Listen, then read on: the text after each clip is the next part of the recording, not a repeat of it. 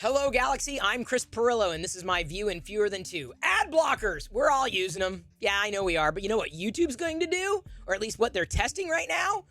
Blocking ad blockers. So if you use YouTube and you block ads on YouTube, well, you got two options. One, potentially stop blocking ads if YouTube decides to roll this out, and I believe they should because creators are the ones who are very often impacted when you block ads. Or two, pay for it.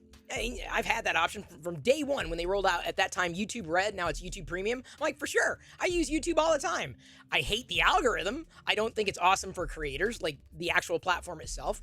But that said, I'm still willing to pay for something because I'm using it. Now, you might be saying, well, Chris, I don't have an extra $10 to spend a month. How am I going to justify that? Well, okay, reallocate budget. Like, I just stopped paying for YouTube TV because that was just pissing away $70 a month on channels that I was never watching, right? None of the family was watching it. So that $70, I'm now able to reallocate to other entertainment options. So reallocate budget. I'm not saying that, it's a perfect scenario, or don't spend the money on YouTube and stop blocking ads. So, I don't think that there's an argument to be made that YouTube should not be doing this or Google should not be doing this because it's their service. It's not yours. And I've said this from day one, it's not YouTube. It's not me tube. It's their tube.